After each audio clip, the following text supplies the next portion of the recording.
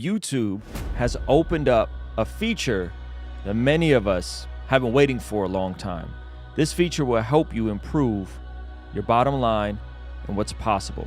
We're going to talk all about it with some basic practices. Stay tuned. Kingstream Entertainment. Ruslan. I think a lot of folks start out on this platform and they want to figure out ways to earn money. But that could be difficult when your channel's not monetized, when you don't have a big audience.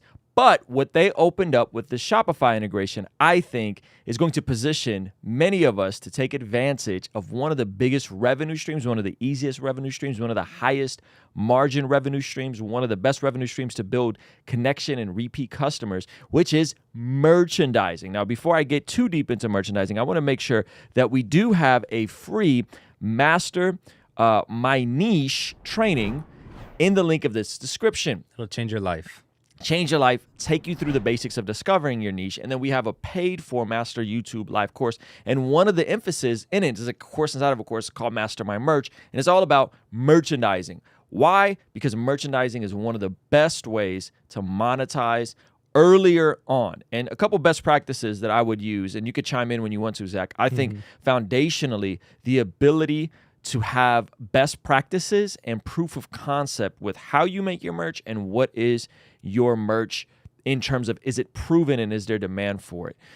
Zach, what do you think in terms of best practices for merchandising before we get into this integration side? Best practices, like you said, I think the proof of concept, it'll also help you stay out of debt with your merch. A lot of people have crazy ideas, and sometimes they're just not really what people are looking for to actually buy.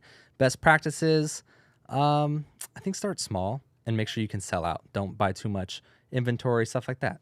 Yeah. And so what we're talking about is as you're building, you're going to get to a place where you could do merch. And Shopify is the best place for merch. One of the biggest mistakes I made with merch was waiting too long to get on Shopify. I brought everything over at the end of 2020, I think, for our store to Shopify. It seamlessly integrates with Facebook, seamlessly integrates with the backend interfaces of different plugins, and now seamlessly integrates with YouTube. So this is directly from YouTube's Creator Insider channel. And we're going to play a little bit of this and give you guys kind of some of the breakdowns of what's happening and why it's important. Go ahead. Yeah, and here they're going over the top benefits of once they change, you get the YouTube integration. What are the top benefits for your store, for your revenue, and all that stuff? Yep. There are a whole host of benefits to connecting your store with YouTube. First is visibility. You can now feature products directly beneath your content in end screens and other places across YouTube. Products also sync automatically. So if something goes out of stock on your Shopify store, it's automatically updated on YouTube. So you don't have to worry about disappointing your viewers with out of stock messages. You also get access to additional shopping features such as live shopping. And lastly is Onsite Checkout. Viewers can seamlessly discover and buy your products without ever leaving YouTube. This feature is currently only available for creators and viewers in the US, but we'll keep you posted as this expands to more countries. Was he saying checkout from YouTube? Right inside of YouTube. Right inside of YouTube. I know for us, getting people over to the next platform, whatever that may be, is always the hardest part. Getting people off the site. So we plug our merch all the time from the YouTube channel, but the sales don't necessarily roll in as much as you would expect. So having that access front page, to me, I think I'm expecting some of the kind of the biggest change revenue-wise, weekly, daily sales. Yeah. And tying it into each video, potentially new piece of drops. Let's show them how it looks on our channel right now. And we discovered in preparation for this video that you do have to have every single video manually opt in for the specific thing. So this is yesterday's video, and you see a little view products right here. Yep. And then even zoom in. Look at that. And then scroll down. And then if I scroll down here, we have the products showcased by Ruslan KD. So when someone's watching, they're going to see the hoodie you're wearing. They're going to see the other things you have on the site. And again, it only shows the things that you have in stock. So I think these are some of our most... You got to manually pick those things for each video. It's not automated. You got to literally go in and for every video, add which specific piece you want. So like this is a piece that's not out yet. and I could maybe put something that looks similar, but you manually are picking every single piece for each video. Now let's walk them through what happens if you click on it. Yeah, and similar to how you would do to end cards. Yeah. And so this takes you This over. takes me straight to the store. Takes Let's to the see store. if there's a way I can buy out. I mean, that's still not bad. I like that it takes you automatically there and that at least presents the product. But let's see if they do have a checkout in person. Nope. Not yet. So apparently that's a new feature they're going to be rolling out. Now, why is this significant? This is significant because historically YouTube has only used Teespring. And if you guys know anything about Teespring is cheeks. It's trash. Teespring is awful. It's a really, really bad interface. Not interface, quality. We've tried Teespring and the quality is not good. And so you've been handicapped. YouTubers have been handicapped by primarily using Teespring. Now, if you're building your Shopify on the side, I believe this integration happens either at 1,000 or 10,000 subscribers. But if you're building your Shopify on the side, you can eventually jump into having it seamlessly sync and sell merchandise directly that you control, not Teespring's controls. And so how I look at merchandise is foundationally, you want to start with a proof of concept, right? And this is something that you start ground level, you get the Cricut Air, you get ways to make multiple pieces, you wear it around, you wear it in your videos, you test stuff out. And then once you get enough engagement, then you drop the piece on a potential opportunity to do a pre-order or a sell. So you don't just like put stuff out. Because here's the deal. A lot of you guys have bad taste. Okay? A lot of you guys think stuff is cool that's not cool. A lot of you guys are putting out stuff that people don't have a demand for. You're not really listening to your consumer. And the consumers who should be driving what and how we're monetizing, not what we think is cool. It's what people want from us. And so if you have a great saying you say, if you have a great little hashtag or line or something that always comes around, take that and see if people are saying that to you. One of the things that people always tell us is like, oh, we really like when you do the that's goofy drop, right? That's goofy. And so that's one of those things that like we've experimented and we did like test merch with that idea. So first you have to figure out what the proof of concept is, meaning do people want it? Wear it in a couple of videos, wear it around town, and you have to figure out how to make that first, right? And so we recommend a Cricut Air printer and like $100, it's like a $200 Cricut Air printer, $100 heat press.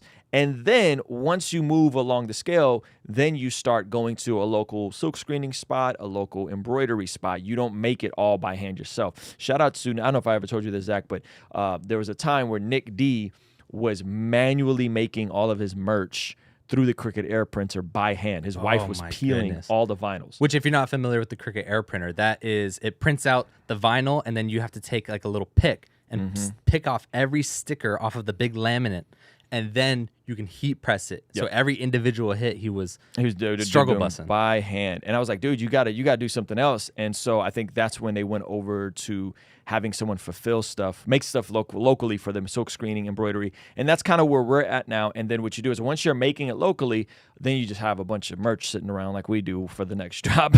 And then once your demand is up, once you have a proven sales history, what you do then is you partner with a fulfillment center. Okay, so first you start out making it by hand, testing it, seeing if it works, seeing if people want it, seeing if there's a demand for it. Then you move over and you slowly transition into finding a local printer, a local embroidery shop, having them make it, having them bag and tag it, the whole bit. And then you find a fulfillment center. So we are in the process of, once this run of new merch that we're going to drop and announce is out, we're moving everything over to Native Supply. Native Supply is KB's company. KB is going to be fulfilling all of our merch moving forward. We're hoping to have all that up by Black Friday. by hand. But KB himself. Yeah, KB will be packing our stuff. Yep. He'll be sending it off with a kiss. Yep, So him and a bunch of little elves who are in Santa's Playhouse making KB's Christian apparel Santa. Bless God apparel. So KB's Native Supply Company, they're going to be doing it. They are going to be fulfilling it, making it, floating the initial investment of the blanks, and then that will allow us to scale because it takes us off of our plate. And that's where you want to get to. And KB's not the only one that does it. I think Grateful Apparel does it. I'm just referencing people in the Christian space. But you don't go to KB when you have a couple $100s in sales. You go to KB when you got a couple $1,000 in sales a month. Pull up our sales just so you guys kind of get an idea of what's possible. And this is last year. This is last year. This isn't even good. Okay, like this is not good. This may seem like a lot for you, but when you factor in the margins on this stuff and shipping and returns, it's not a crazy amount of money. But what it is it has the potential to scale as your audience scales. So this is what we did for last year. Yep. And half of these sales, I would say almost more than half of these sales, actually came in the last quarter when we tried a new model and we tried out new things. So we're going to be going back to some sort of like big launch model like that. Yes, so correct. Because it's very, very profitable and it does really well. So these are not great numbers, but the individual launch numbers we did, I even think if you see this graph, it actually shows what I just talked about. Yeah, there's a big boom. Boom. So it's like pretty steady, and then boom, big pop right there. But question for you. What? Hold on, show them this year so you guys get a context of how this year is looking. And again, most of merch sales are going to happen in the fourth quarter. Okay, so this year we've just been kind of trickling along little by little. I don't even think we've cracked 20K this year. Okay, year to date. There year to date. Let's see. What is year to date? We have done like 15,000. So that's what we've done this year in merch. And again, we haven't. Are we even in the third quarter yet? I don't even think we're in the third quarter yet. I'm not super. Fourth quarter is October, November, December. Yeah, so we're in September, October, August, September. So we're in the third quarter now. So we're rolling out some stuff. And so this can potentially, if we outsource it right, if we do the right promos, this could potentially turn into a six-figure revenue stream on its own. And that's the goal. We want to have this as a six-figure, multi-six-figure revenue stream.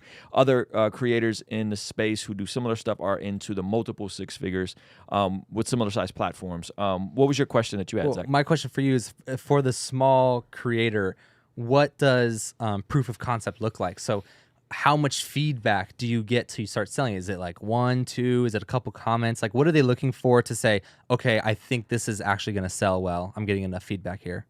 That's a good question. I think foundationally, you make something that you like first. You wear it around town. And I don't know if there's a way to quantify how much feedback. Yeah. I think are you getting any requests at all? Without asking, what do you think of my merch? Right. Come on. If you're unprompted, hey, I like your shirt, I like your hat, then that's probably a time that proof of concept is coming in, and then whatever it feels like enough of that feedback. If you're getting that more than 10 times, a handful of times, or whatever, then you're like, okay, cool.